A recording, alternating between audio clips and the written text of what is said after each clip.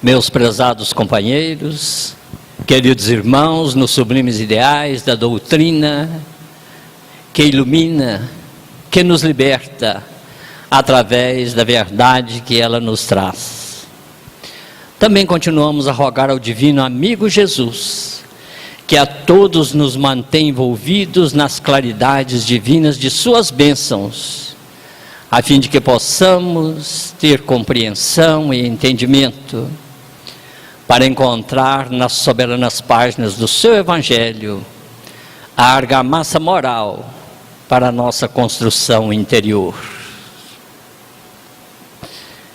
É com muita alegria que estamos aqui hoje, nesta casa por nós tão querida, e que frequentamos lá pela década de 80, ainda ao tempo do senhor José Evaristo Alves e da dona Maria Alcina, onde aqui tivemos a oportunidade de dar os primeiros passos no conhecimento da doutrina espírita.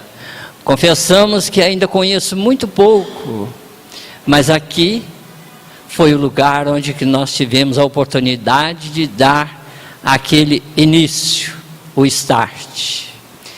E principalmente nesse mês de aniversário do Anjo Gabriel,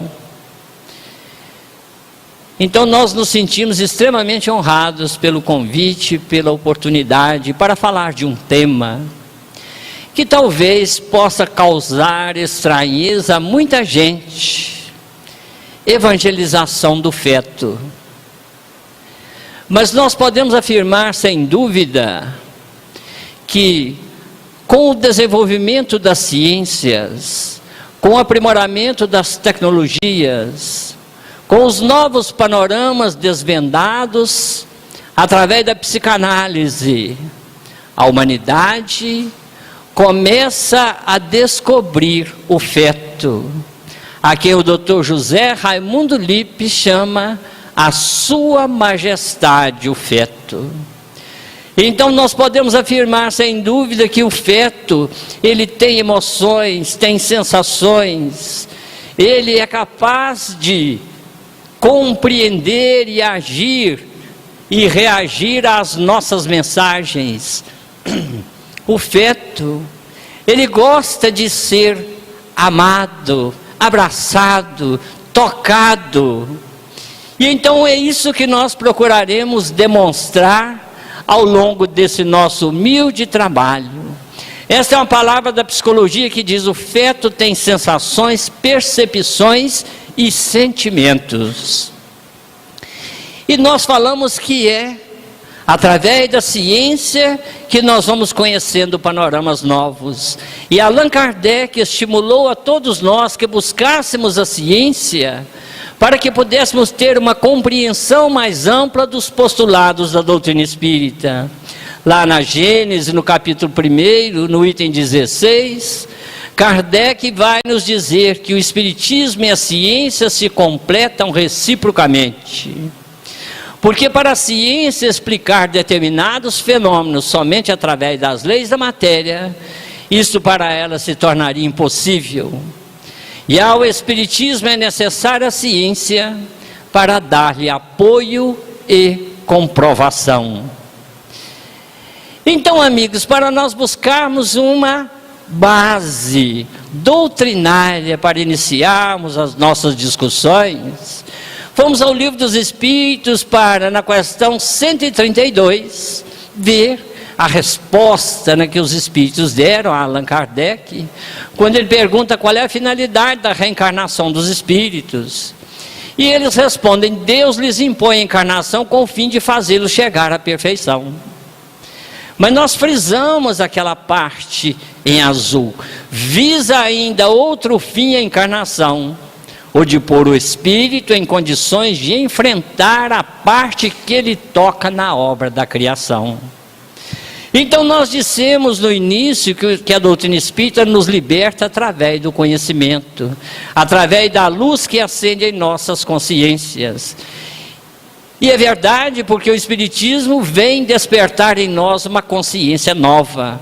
Antigamente o nosso relacionamento com Deus era tudo na base da oferta. Nós oferecíamos determinada coisa, pagávamos dízimos, acendíamos vela e essas coisas todas que a gente conhece.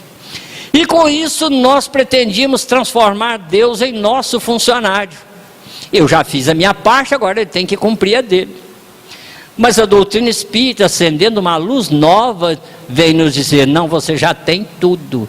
Agora é o momento de você cumprir a sua parte na obra da criação. E a gente percebe como há uma mudança radical de conceitos da doutrina espírita. E então, dentro da pauta das nossas obrigações, está justamente o casamento, a relação conjugal, que é um dos momentos mais significativos das nossas vidas. Por quê?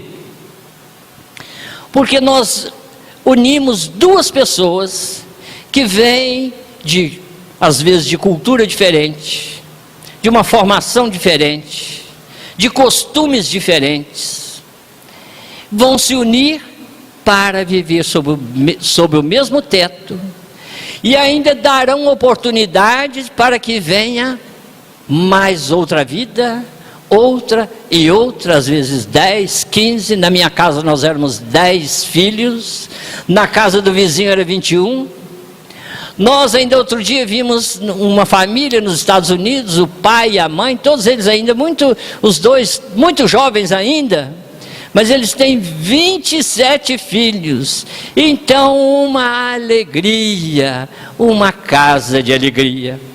Então por isto, nós fomos buscar também alguma base, para que nós pudéssemos então conceituar essa relação chamada casamento. E então fomos lá nos Mensageiros de André Luiz, no caso Isaura e Antônio. O Antônio, em virtude dos seus méritos, ele era morador de nosso lar, enquanto Isaura morava em Campos de Paz, que estão em campos vibratórios diferentes, muito embora estejam dentro do mesmo contexto do umbral. Mas Antônio, em virtude dos seus méritos, ele obteve licença das autoridades de nosso lar para conduzir Isaura até o seu círculo de ação. Entretanto, um dos chefes de serviços de Campos de Paz aconselhou Isaura a permanecer ali por mais 6 anos consecutivos em treinamento, asseverando que para um casamento de almas é necessário apurar o enxoval dos sentimentos. É necessário apurar o enxoval dos sentimentos. Nós às vezes nos preocupamos muito com aquele enxoval dos tecidos, dos lençóis, dos bordados, das louças, dos talheres de prata, quando o nosso bolso tem substância para comprar aqueles de prata, e a gente esquece, na maioria das vezes, esse enxoval dos sentimentos. Por isso a gente vê tantos desencontros.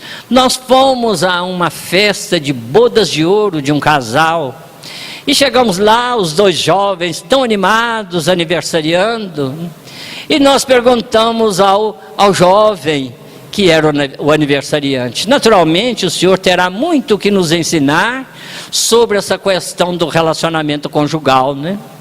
E ele então nos disse: olha, meu filho, para te dizer uma verdade, nós estamos aí com 50 anos de namoro, e estamos pensando em ficar noivos, mas é para o futuro.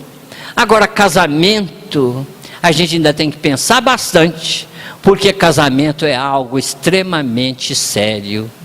E nós nos admiramos da sua resposta, porque ele era um senhor de formação católica, e como é que tinha essa visão, essa consciência tão bem formada a respeito do casamento. Então, preparar o enxoval dos sentimentos. Qual é a finalidade da reencarnação?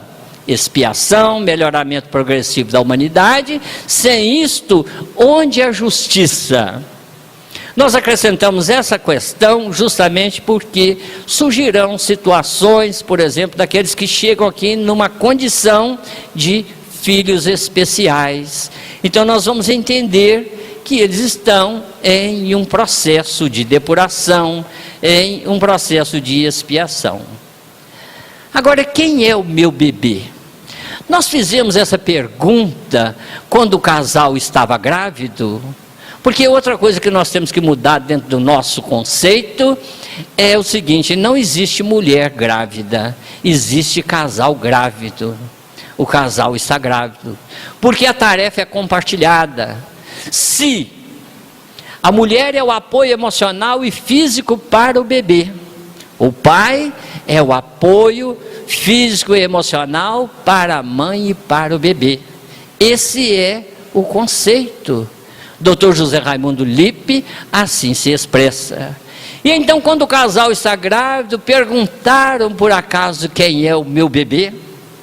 Geralmente a gente não pergunta, mas a gente sabe através da doutrina espírita que o meu bebê primeiramente é um espírito velho, que já traz uma grande bagagem, um grande cabedal de cultura, de experiências.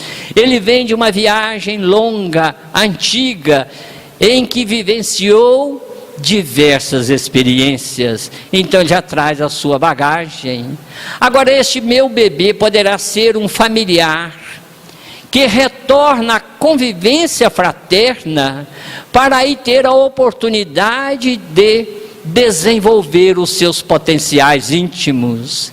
Mas este meu bebê poderá ser também alguém com o qual tive grandes problemas de relacionamento no passado, e que retorna justamente no seio daquela família, a fim de que aí possa, através dos laços da consanguinidade, através da fraternidade, então aparar as arestas que deixamos lá no passado. A gente vê, por exemplo, a reencarnação do Segismundo. O seu pai, Adelino, havia sido por ele assassinado no passado, e então agora volta o Segismundo para reencarnar naquele lar, principalmente tendo como esteio moral a senhora Raquel, que vai ser a sustentação moral daquele lar.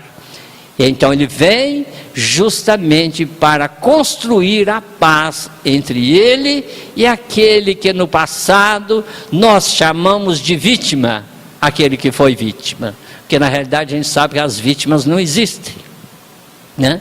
São as consequências que nós colhemos. Mas então o meu bebê poderá ser esse inimigo de ontem, mas poderá ser também um espírito que se encontra na retaguarda evolutiva e que vem para a convivência dentro de um grupo que já deu alguns passos a mais no processo evolutivo, para que ele possa então se beneficiar deste ambiente mais elevado e possa também crescer espiritualmente. Mas o meu bebê também poderá ser um espírito de alta hierarquia, que reencarna naquela família para trazer o progresso, para estimular a evolução de todo o grupo, e às vezes de toda a comunidade, ou do estado inteiro, ou de um país, ou do próprio planeta Terra. Vamos lembrar, por exemplo, que Madre Teresa de Calcutá foi bebê, Divaldo Pereira Franco foi bebê, Einstein foi bebê, João Henrique Pestalozzi foi bebê, Allan Kardec foi bebê, Jesus foi bebê, Chico Xavier foi bebê.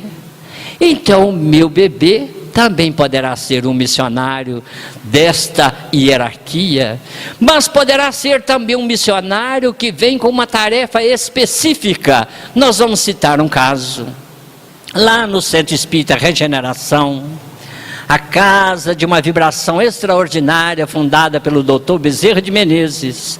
Frequentava ali um casal, e que principalmente recebia assistência psicológica do Dr. Roberto Silveira, lá de Petrópolis, e que trabalhava no Rio de Janeiro. E este casal tinha uma situação muito interessante, porque as duas famílias se detestavam, mas era um ódio de guerra, um ódio de morte, uma família contra a outra. E para o desgosto de ambas, os dois jovens se apaixonaram. E o tempo passava, e a gente sabe como é que são os namoros modernos, começa na praça e acaba no motel. E foi indo nesse relacionamento até que a moça ficou grávida. Mas antes de se descobrir grávida, os dois namorados tiveram um problema lá no relacionamento e desfizeram o namoro. E quando a moça se descobriu grávida, então se dirigiu lá à Regeneração e foi falar com o doutor Roberto que estava grávida.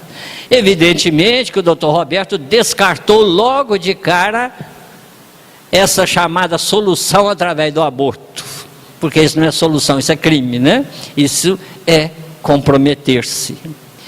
Ligou para o rapaz trabalhava em um banco próximo, e quando ele soube que a namorada estava grávida, ele ficou eufórico e veio correndo, e ficou todo alegre com a possibilidade real de tornar-se pai. Reataram o namoro, ali mesmo já marcaram o casamento, e em breve o neném chegava. Era o primeiro neto das duas famílias, e logo a avó de cá com a avó de lá, atraídas pela ternura natural que o bebê desperta em nós, foram se aproximando. E foram se aproximando também os tios, porque era o primeiro sobrinho dos dois lados, foram se aproximando, o avô. E aquela primeira família descobriu que a outra não era tão ruim assim, enquanto que a outra descobriu que a primeira tinha também suas qualidades. E em breve tempo travaram uma amizade indestrutível. E então, quando tudo isso aconteceu, o bebê teve uma gripezinha, bateu asas e voou, foi embora.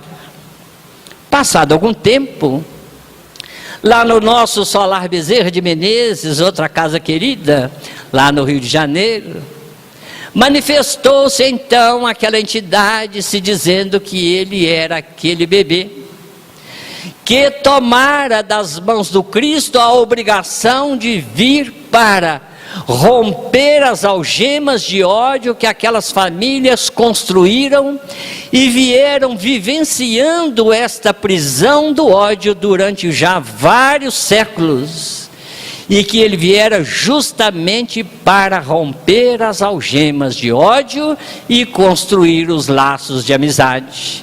Uma vez que ele cumpriu a sua tarefa, não tendo mais nada a fazer e tendo outras obrigações no mundo espiritual, ele então retornou.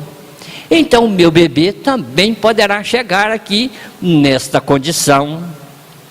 Mas o meu bebê também poderá ser aquela alma equivocada, que cometeu diversos descaminhos ao longo da sua viagem, que chega aqui como sendo uma ave ferida pelas tempestades da estrada, chega na condição de penúria em busca de um seio amigo, tem fome de amor, fome de carinho. É o caso dos suicidas, e às vezes esse também poderá ser o meu bebê.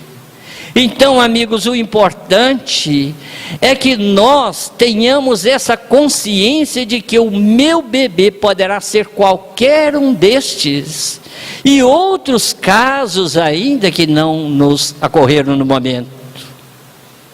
Agora, como que eu sei que é um espírito velho, que traz as suas experiências, que tem a sua própria personalidade? A doutrina espírita nos fala isso de uma forma clara, mas Kardec nos diz que é necessário a ciência para dar apoio e comprovação aos postulados espíritas. E então nós estávamos lendo as observações da doutora Alessandra Piontelli, que é uma psicóloga da cidade de Milão, na Itália, e ela fez observação de diversos processos gestacionais, tanto gestações singulares, quanto também gemelares. E ela vai verificando que cada uma das crianças tem uma característica comportamental muito única, muito só dela. Como diz a doutora Marlene Nobre, cada um tem o seu jeitão particular. E então nessa obra que ela cita diversos exemplos, a obra intitulada De Feto à Criança, ela narra o caso de uma gravidez gemelar. Era um garotinho e uma garotinha. A garotinha muito espoletinha, toda hora queria abraçar o irmão, queria envolvê-lo, e o irmão era do tipo retraído, circunspecto. Ele sempre procurava fugir, se esconder atrás das dobras da placenta, e a menininha não dava sossego. E ela falou para a mãe: olha mãe, você vai ter uma garotinha sapeca, mas o seu menino vai ser bonachão, tranquilo. E ela sempre acompanhava as crianças, pelo menos até os 4 anos de idade. No primeiro mês, com visitas semanais, depois entrava o próximo trimestre, aí ela visitava de 15 em 15 dias, e ia passando, mas sempre estava presente para observar o comportamento das crianças. E ela verifica que realmente a garotinha era atirada mesmo, e o menino era caladão, tranquilo, muito calmo. Então ele escreveu exatamente isso. À medida que a minha experiência se desenvolvia, ficava cada vez mais impactada pela individualidade dos movimentos de cada feto. Cada um deles parecia já como sendo um indivíduo com personalidade própria, preferências e reações. Mas ela vai fazer outras observações também, como por exemplo das lembranças do útero. Então ela narra um outro caso de uma gravidez gemelar, em que as duas crianças gostavam de ficar se acariciando através da cortina da placenta, já que era uma gravidez bivitelina. Então um ficava acariciando o rostinho do outro através da cortina da placenta. E quando nasceram, nas visitas que ela fazia, verificou que quando as crianças começaram já a ficar de pé, qual era a brincadeira que eles gostavam? Na casa, na passagem da sala para o corredor, havia uma cortina. Um ficava do lado de lá e o outro ficava do lado de cada cortina, acariciando o rostinho uma da outra. Mas tem uma outra observação que é muito importante, e inclusive aqui nós mostramos aqui diversos estados emocionais do feto. A gente vê o primeiro daqui de cima, ele está sorrindo, tranquilo. O outro está emburrado, deve ter colocado caldo de jiló no líquido amniótico, por isso que ele está com essa cara feia, né? Porque os bebês detestam coisa amarga, eles gostam de coisa doce. Sacarose, uma maravilha. Vemos aqui o outro que está até estufando a barriga da mãe com o pezinho, né? Aquela que ficou muito famosa na internet, aquela figura, porque ela se refere a uma cirurgia de um bebê que tinha um problema de má formação, tinha a chamada espinha bífida, que é quando esse fechecler da coluna não fecha corretamente. Então o médico abriu para fazer a cirurgia e suturar. E tinha um fotógrafo acompanhando, fotografando a cirurgia. E em dado momento o neném colocou a mão para o lado de fora, o bracinho, e agarrou no dedo do médico, como se implorasse ao médico que cuidasse da sua saúde, que cuidasse da sua vida. Então foi um momento assim de grande emoção, tanto o médico quanto o fotógrafo acabaram se descontrolando um pouco e até foram às lágrimas. Vemos o outro neném que está mamando o dedinho tranquilo, Mas o que nós queríamos dizer era o seguinte: das observações da doutora Piontelli, uma das mais importantes dentro do nosso conceito é exatamente esta, de uma menininha numa gravidez singular. E a menininha também era arteira e ela gostava de brincar com a placenta. Ela puxava para cá, puxava para lá e naquele movimento todo foi indo até que começou a provocar o descolamento da placenta. Houve um processo hemorrágico. E então a doutora Piontelli foi lá, atendeu a mãe, socorreu a mãe e passou um pito na menininha. Ó, sua danadinha, se você não ficar quieta, você vai matar a sua mãe e você vai morrer em consequência, porque você está dentro da barriga dela. E daquele dia para frente, a menininha ficou quietinha até o momento do nascimento.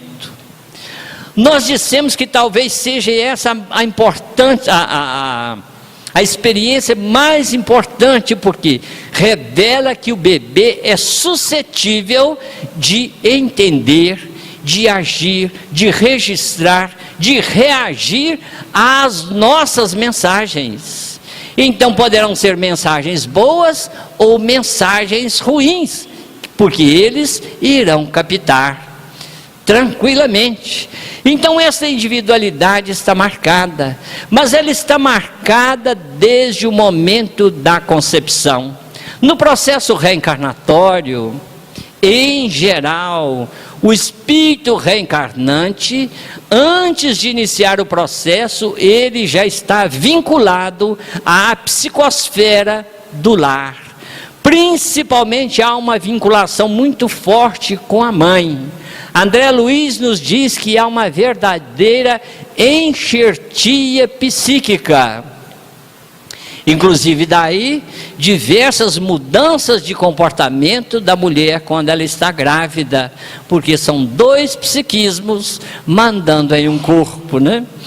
Mas antes mesmo do processo se iniciar, o processo da fecundação, quando o óvulo começa a amadurecer, esse espírito se aproxima e ele como que polariza o óvulo com as suas qualidades vibratórias. Ele dá o tom vibratório ao óvulo. Quando o folículo se rompe, liberando na trompa de Falópio, então o óvulo pronto a ser fecundado, ele começa imediatamente a emitir uma sinalização química muito particular. Em uma relação sexual de um homem saudável, ele deposita na câmara pré-uterina entre 350 a 500 milhões de espermatozoides. E todos eles, a partir daquele momento, começa a corrida.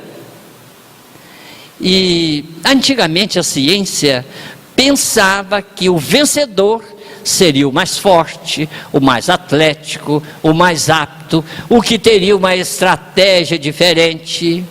Mas hoje a própria ciência sabe que não é assim, é muito diferente. Então este óvulo emitindo aquela sinalização, nós sabemos que nós não temos nenhuma das nossas células uma igual à outra. Cada uma tem a sua própria expressão psíquica, cada uma delas.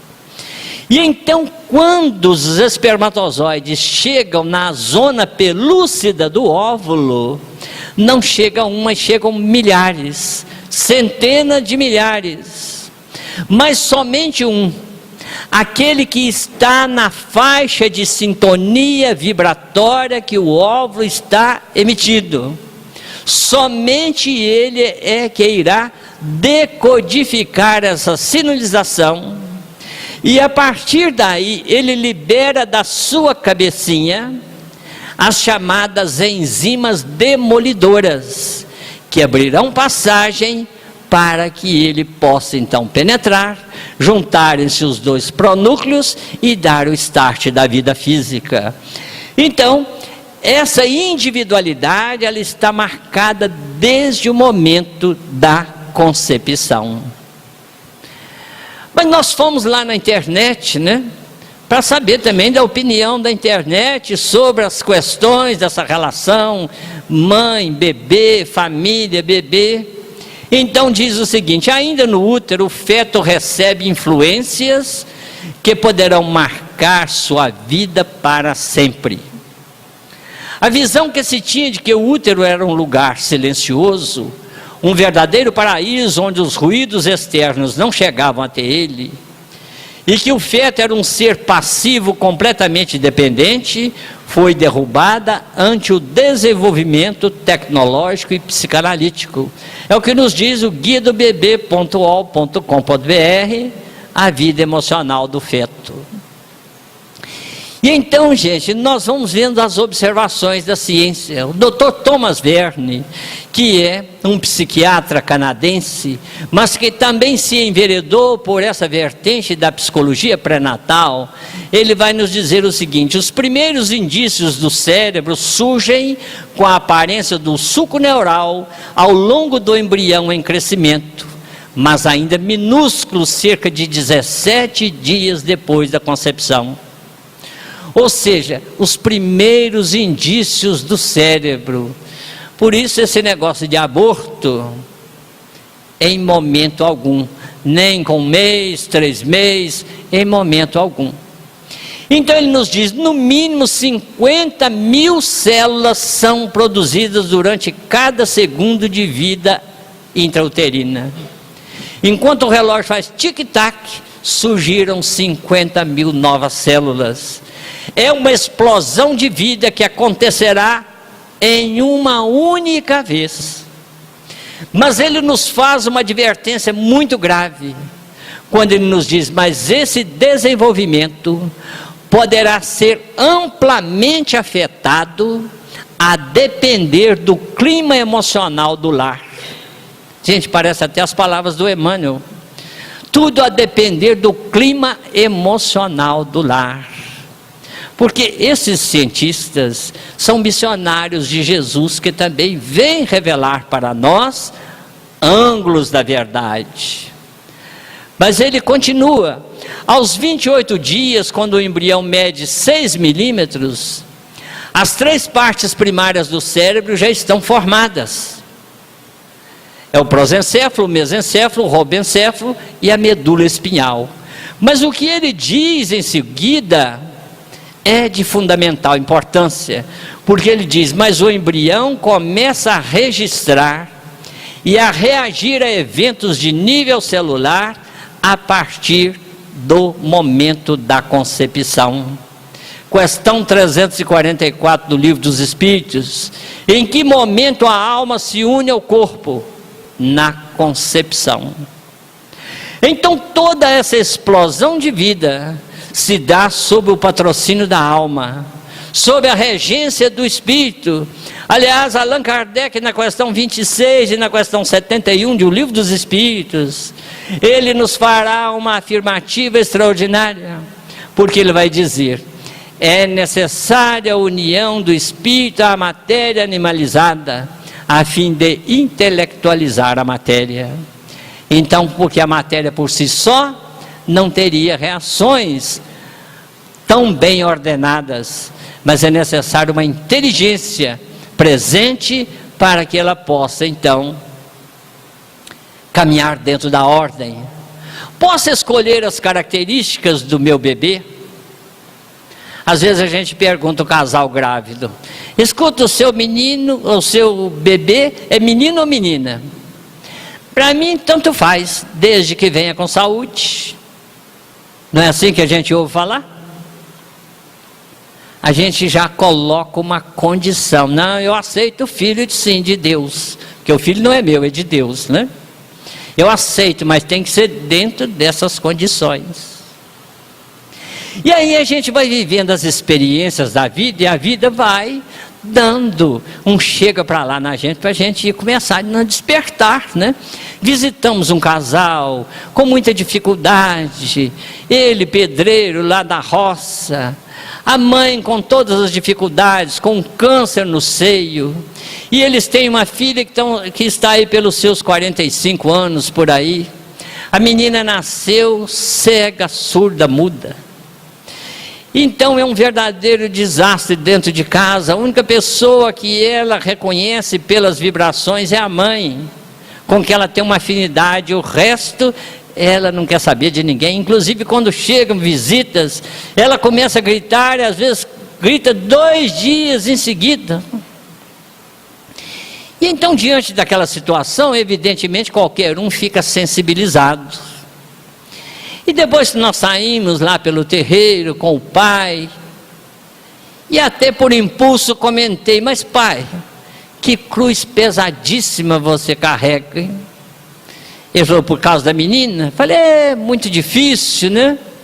Ele disse: nada disso, essa menina é a alegria da nossa casa. Eu fico a imaginar o que seria da nossa família sem essa menina. Nós não encontraríamos razão para viver. E eu fiquei chocado, porque um homem analfabeto, de formação católica, que não tem o mesmo nível de informação que nós, os espíritas, temos, ter uma reação dessa natureza era para chocar, porque vê no coração daquele homem aparentemente bruto a eflorescência do amor verdadeiro, do amor que cuida, que conduz uma pessoa extremamente necessitada. E então descobri mais uma face do tamanho da minha pequenez, Então, amigos, nós não podemos escolher os filhos. Eles vêm da forma que eles necessitam. E neste caso, nós perguntamos a um outro jovem se naquela família havia acontecido algum suicídio. E ele então nos informou diversos, por enforcamento, com arma de fogo, com tiro no ouvido. Falei: então, agora já entendi a situação da menina. Mas não interessa falar isso para o pai. Para que eu vou falar? Para chocar o pai, né? Ele não iria compreender. Deixa o seu amor estar acima de qualquer informação. Mas na questão 210 do Livro dos Espíritos, o Kardec também vai interrogar: os pais poderão, pelos seus pensamentos e suas preces, atrair para o corpo do filho um bom espírito em lugar de um espírito inferior? Inferior não quer dizer que seja criminoso, pode ser inferior no sentido de evolução. Não, mas podem melhorar o espírito da criança que deram o nascimento e que lhes foi confiada. Este é o dever. Lá na questão 582 do Livro dos Espíritos também vamos ver, quando Kardec pergunta se constitui missão a paternidade ou a patermaternidade. Grandiosíssima missão, grandiosíssimo dever que nós assumimos diante da providência divina. O caso Shirley, a Revista Internacional de Espiritismo publicou em 2013 um caso muito interessante intitulado Caso Shirley. Então começa a história, a narrativa do casal grávido Maria e José indo para o hospital para dar à luz. Os nomes são fictícios, naturalmente, né? Porque na doutrina espírita não tem aquele departamento chamado Diva, tem? Diva, aqui não tem nenhum departamento chamado Diva, né? Não tem, porque Diva é departamento de investigação da vida alheia, né? Então por isso é que o Espiritismo às vezes aproveita-se do exemplo, mas sem citar o nome real, porque isso não interessa. Nós temos que aprender a respeitar o outro, né? Isso faz parte. É o respeito à individualidade do outro. Mas então, eis que a criança nasce, viveu algumas poucas horas e desencarna novamente, porque o bebê era anencéfalo. O casal que aguardou aquela criança com tanto amor, com tanta ansiedade, haviam preparado tudo, quartinho, enxoval, e no entanto, teve a presença do filho lograda. Mas como eram espíritas, trabalhavam nas reuniões mediúnicas, eles rapidamente conseguiram superar aquela situação traumática, retornaram à vida normal. 2 anos se passaram, e então, estando os dois presentes na reunião mediúnica, o diretor da reunião comunicou: escuta, tem um espírito de uma criança querendo falar, e pediu aos médiuns que dessem passagem àquela mensagem. Então manifesta-se o espírito de uma menininha e diz: venho aqui amparada pelo vovô, venho para agradecer a papai e mamãe. E o diretor pergunta: mas quem é seu papai e sua mamãe? É a Maria e o José. Eu venho agradecer-lhes pelos 9 meses de convivência, pelo carinho, pela ternura, pelo amor que eles dedicaram a mim, pelos diálogos construtivos que mantiveram comigo, pelas historinhas alegres que papai contava.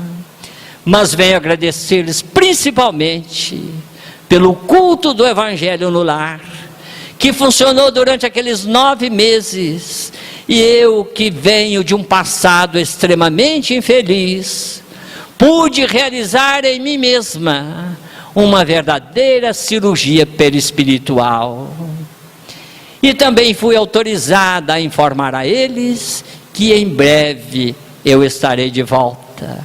E realmente, passado algum tempo, a Maria e o José se engravidaram de novo, e em breve tempo chegava a Shirley, um bebê lindo, de olhinhos vivazes, pronto para viver as experiências plenas que a vida nos proporciona. Então, amigos, a gente vai observar o que é o efeito do culto do Evangelho no lar.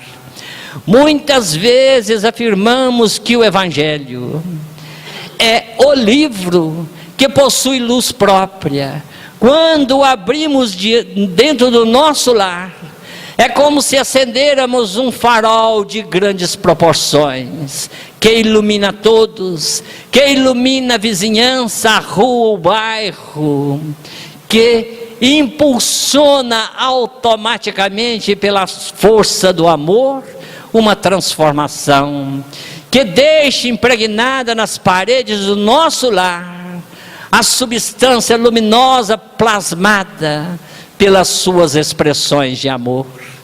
Então é isto o que o Evangelho faz em nossas vidas e na vida dos nossos bebês.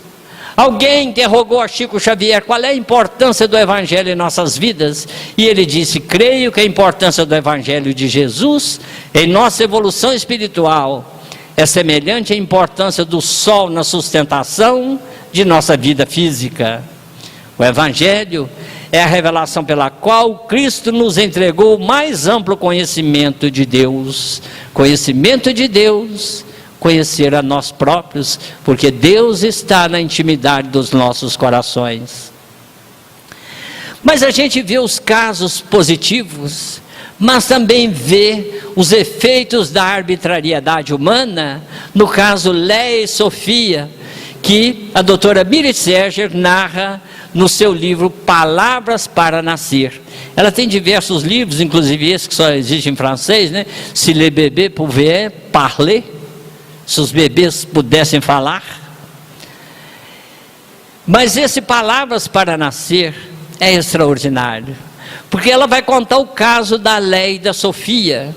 Era uma gravidez gemelar, e a Sofia apresentava uma má formação congênita tal, que a julgamento dos médicos, a sua vida física estava inviabilizada. Então aconselharam os pais a promover o aborto da Sofia. Eles, na ignorância, aceitaram a sugestão. Então foi dada uma injeção intraútero, matou a Sofia.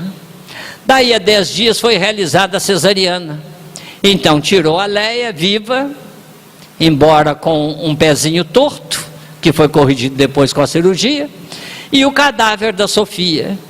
Mas a Leia ficou tão ressentida, tão traumatizada com a morte da irmã, que ela também queria morrer. E então por isso ela se recusava à alimentação. Ela queria morrer. Foi para a UTI. E quando já estava em um estado crítico, chamaram a doutora Miri Serger, que é especialista na escuta psicanalítica dos recém-nascidos. Escuta psicanalítica de recém-nascido. Recém-nascido fala. O bebê fala desde o útero, fala pelo seu gestual, fala pela hegemonia da face. Quantas vezes nós somos testemunhas? A mãe está aqui na frente, o seu bebê está no colo de outra pessoa lá atrás, e o bebê chora, e a mãe está aqui e sabe perfeitamente se o bebê está com dor de barriga, se está com xixi, se está com fome, se está com dor de ouvido. Aí diz o populacho: não, mas isso é instinto de mãe. Não, isso é sensibilidade de mulher. Por isso é que as mulheres são tão superiores, porque além da tarefa mais nobre que existe aqui no nosso planeta, que é exatamente dar à luz, ainda tem essa sensibilidade extremamente apurada para cuidar de uma forma carinhosa e produtiva do seu bebê. Então a doutora Miri Serger, ela se especializou em ouvir as expressões do neném, escuta psicanalítica dos recém-nascidos. E então a doutora Miri foi chamada, e ela então começou a conversar com a Leia. Leia, minha filha, a sua irmã Sofia só veio até aqui para te trazer, e uma vez que ela te entregou para nós, ela voltou.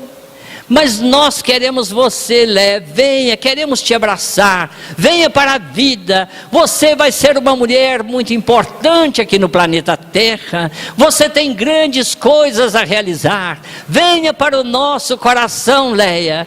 E passado alguns dias, a Leia começou a alimentar-se, e em breve tempo deixava a UTI do hospital e ia para viver com seus pais.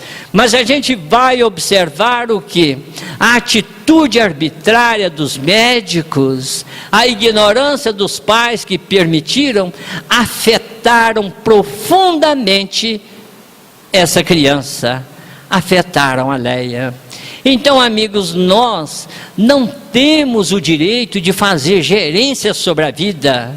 Nós temos que aceitar a vida como ela nos é entregue, trabalhar para que ela possa crescer. Allan Kardec vai interrogar: será racional ter-se para com o feto as mesmas atenções que se dispensam ao corpo de uma criança que viveu algum tempo? Naturalmente ele está falando sobre as questões dos defeitos físicos. Vede em tudo isso a vontade e a obra de Deus. Não trateis, pois, desatenciosamente coisas que deveis respeitar. Por que não respeitar as obras da criação, algumas vezes incompletas por vontade do Criador? Tudo ocorre segundo os seus desígnios. E eu gostei mesmo, foi da última frase. Ninguém é chamado para ser o seu juiz. Ninguém é chamado para ser o juiz do Criador Supremo. Então, é isso. O caso Cristina é narrado pelo Dr. Peter Freyberg, da Universidade de Uppsala, na Suécia. A Cristina era um bebê muito interessante, porque nasceu perfeito. Mas a Cristina tinha uma particularidade: mamava na mamadeira, mamava em qualquer mulher, mas não mamava na sua mãe. E nós pusemos aqui a chamada mãe de leite, né? Ama de leite. e pusemos uma mulher negra dando mamar para uma criança branquinha, justamente para a gente aproveitar e dar um pontapé a mais no preconceito. Porque a minha mãe de leite era uma pretinha, baixinha, gordinha, um show de criatura, com tanto amor para dar àquela menina. É ela que amamentou, e por isso que hoje esse papagaio está aqui falando sem parar. Culpa dela, culpa dela. Mas então a Cristina mamava em qualquer mulher, menos na mãe. Dr. Peter chamou a mãe: mãe, escuta, por que a menina não mama na senhora? E a gente, quando tem culpa no cartório, o que é que a gente faz? Começa a escorregar de lado. Não sei, doutor, não sei. Aí o Dr. Peter: mãe, nós estamos falando da vida da sua filha, então, portanto, sejamos honestos. Por que a menina não mama na senhora? A senhora desejava a garota?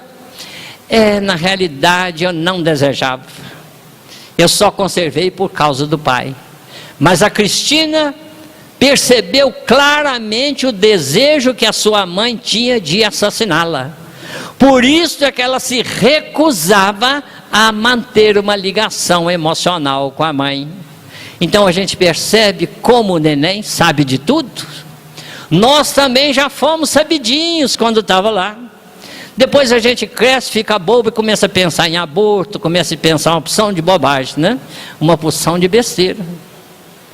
O doutor Jerome Lejeune, defensor da vida, descobridor da síndrome de Down, ou a trissomia cromossômica 21, certa feita ele discutia na televisão francesa com Jacques Monod, que é um bioquímico, a favor do aborto, doido pela causa da legalização do aborto.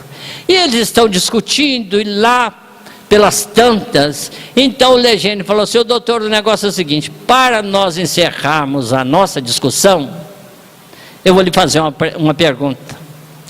Eu tenho um casal em que o pai é sifilítico, a mãe tuberculosa. Eles tiveram 4 filhos. O primeiro nasceu surdo-mudo, o segundo nasceu cego, o terceiro morreu assim que nasceu, e o quarto nasceu tuberculoso, e agora a mãe está grávida outra vez. O que o senhor faria? Aí o Monod disse: não titubearia, realizaria o aborto imediatamente. E então Lejeune vem justamente corroborar com aquilo que nos disse Allan Kardec, que nós não temos direito de gerência sobre a vida. E então o Lejeune vai comentar: pois é, doutor, então quer dizer que se dependesse do senhor, nós não teríamos na terra a bênção de Beethoven, que Beethoven é filho de uma mãe tuberculosa e de um pai sifilítico, e entretanto trouxe as harmonias dos céus para repartir com os seus irmãos os homens, sinfonias que sensibilizam as nossas almas, que sensibilizam até os animais. Quando em algum lugar está tocando uma música de Beethoven e os animais ouvem, podem perceber, até eles ficam quietos para apreciar esta melodia extraordinária. E se dependesse do Monod, nós não a teríamos. Então, conforme já dissemos, a criança nasce com o corpo que necessita e não com aquele que nós queremos. Então diz o Verny, a ideia que uma mãe faz da criança que carrega dentro de si é de suma importância. Seus pensamentos, seu amor por essa criança não nascida, ou sua rejeição, ou ainda a ambivalência. A ambivalência é aquele que está tanto de um lado quanto do outro. Conscientemente às vezes quer a criança, mas lá no inconsciente não quer. Então isso é chamado de ambivalência. Determinam a profundidade, a amplidão e a capacidade emocional desta criança no futuro. Então, tanto a professora Mônica Lukesch, da Universidade de Frankfurt, quanto Gerhard Rothmann, da Áustria, Joana Williain, que é psicóloga brasileira, José Raimundo Lippe, professor de Psicologia e Psiquiatria da Universidade Federal de Minas Gerais, em Belo Horizonte. Rosemary Zago, paulista, psicóloga. Eleanor Luzes, também. E tantos outros que trabalham, que militam nessa área da psicologia pré-natal, são unânimes em afirmar que a atitude da mãe tem uma importância primordial sobre o equilíbrio emocional do ser que vai nascer. E nós diríamos aqui que não só a atitude da mãe, mas também a atitude do pai. A atitude do pai. Porque o lar não é construído somente com a presença da figura feminina, mas também com a presença da figura paterna. E ele é um dos responsáveis. Mas eles afirmam: mães que rejeitam têm filhos inseguros, frágeis do ponto de vista físico e emocional, e que adoecem com maior frequência.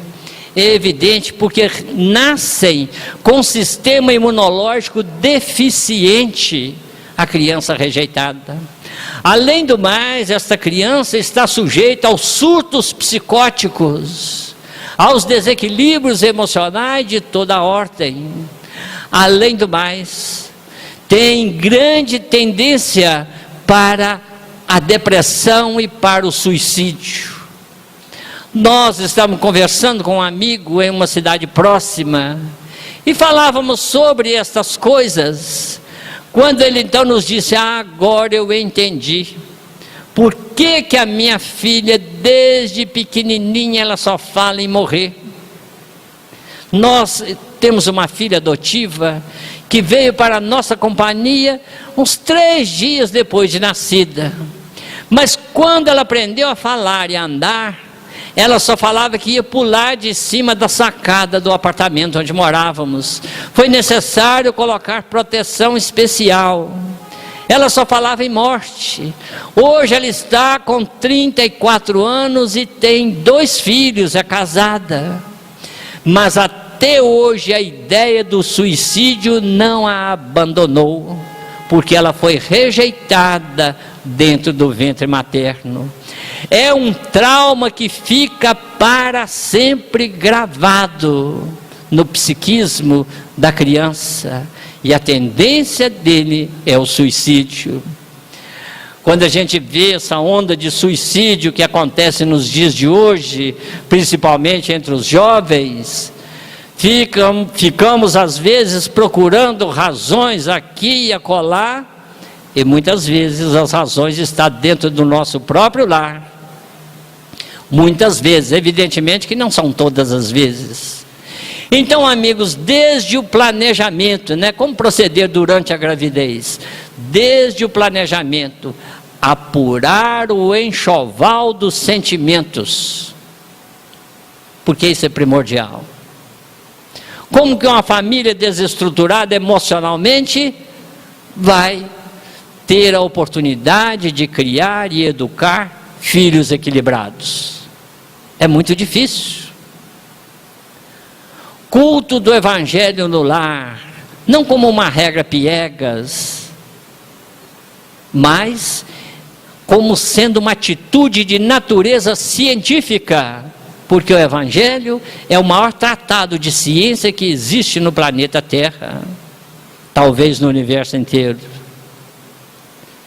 Então, estabelecer esse culto do evangelho no lar, que vai iluminar, que vai luarizar os nossos sentimentos, que vai nos levar ao equilíbrio, para que possamos ter e viver uma vida produtiva.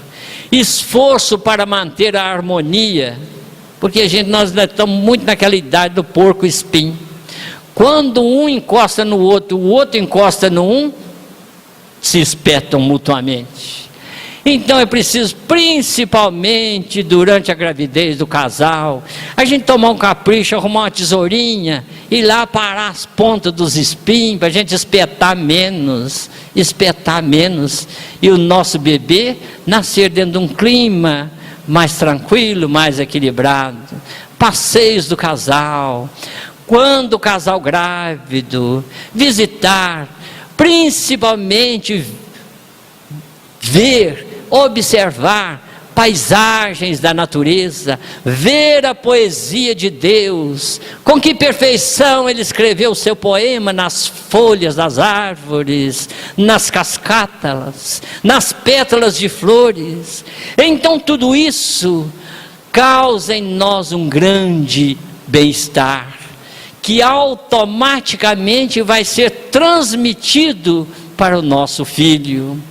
Mas então passeios do casal, não é da grávida, é do casal. Lembrando mais uma vez que é o casal que está grávido.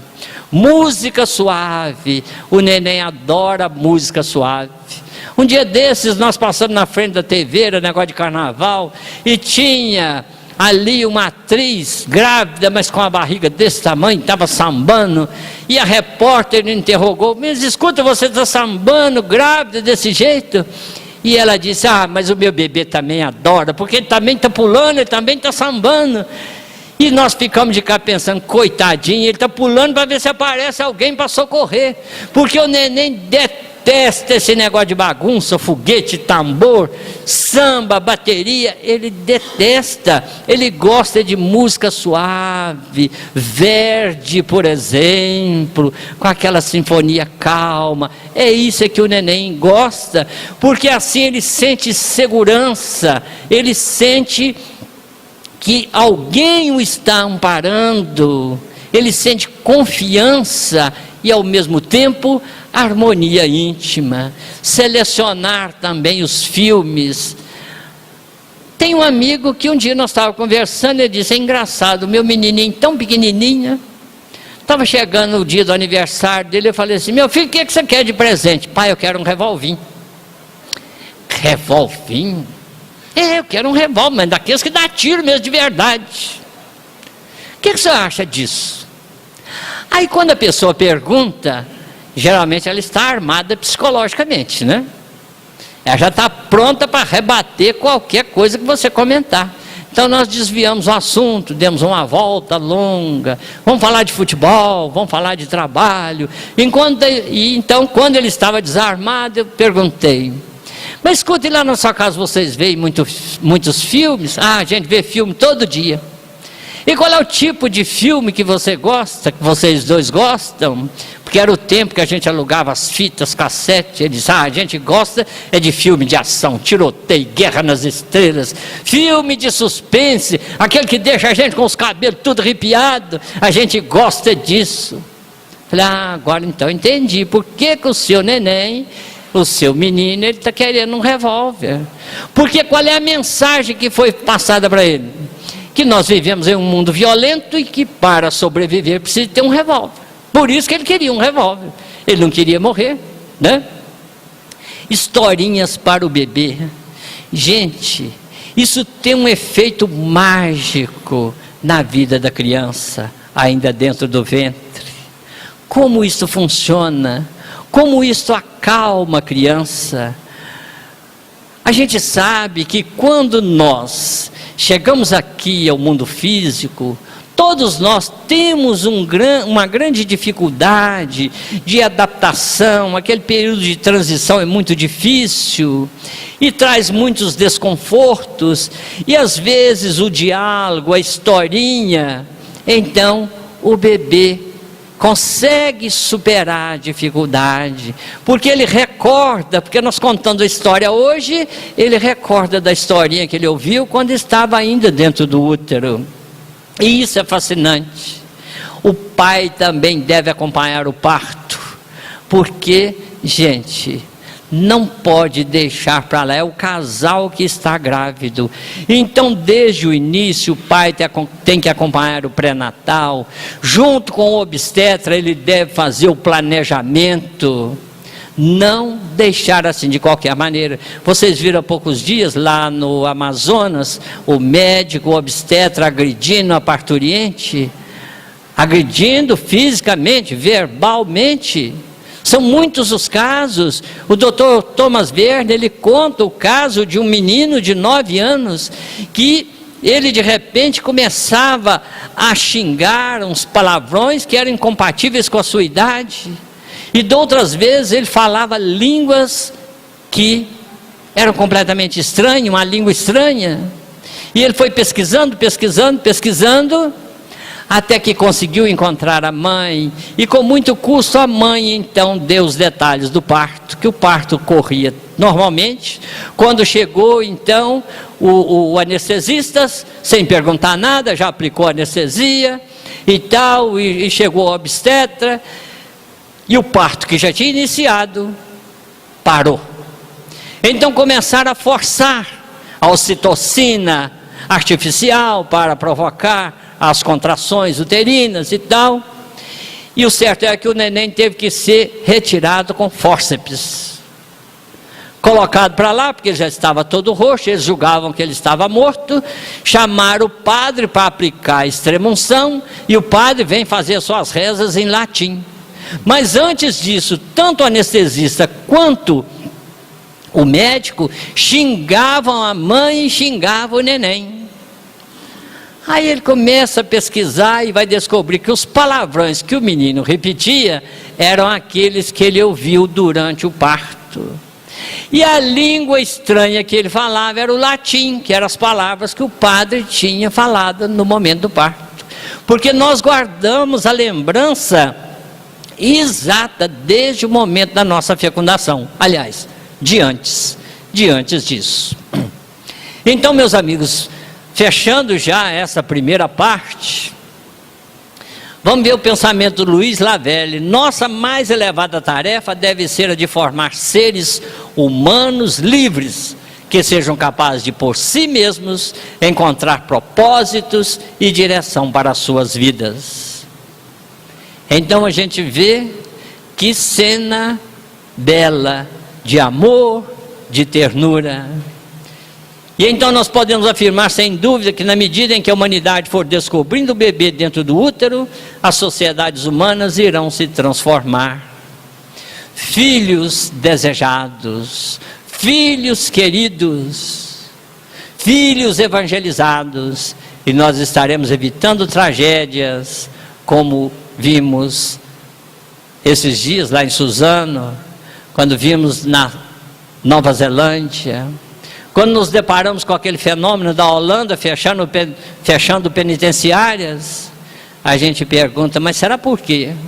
É porque ali existe um programa, nos países da Escandinávia em geral, existe um programa de educação de pais, para que possam ter filhos desejados, uma sociedade mais equilibrada, mais tranquila, mais equânime. Então, amigos, aprendamos com Cora Coralina. Eu me esforço para ser cada dia melhor, pois bondade também se aprende, Cora Coralina. Então vamos ser bondade, vamos ensinar bondade, vamos aprender bondade. É isso que a vida espera de nós no nosso processo de crescimento. Agradecemos imensamente pela atenção de todos vocês. Ao final, se alguém quiser fazer alguma pergunta, fique à vontade, estamos abertos. Então, tanto eu quanto o Guaraci, ao final, estaremos prontos a responder. Aquilo que a gente não souber, nós prometemos pesquisar e trazer a resposta em outra oportunidade. Muito obrigado, que Deus nos abençoe. E nós vamos agora fazer o sacrifício de comer um lanchinho pela movimentação, é isso que nós deduzimos.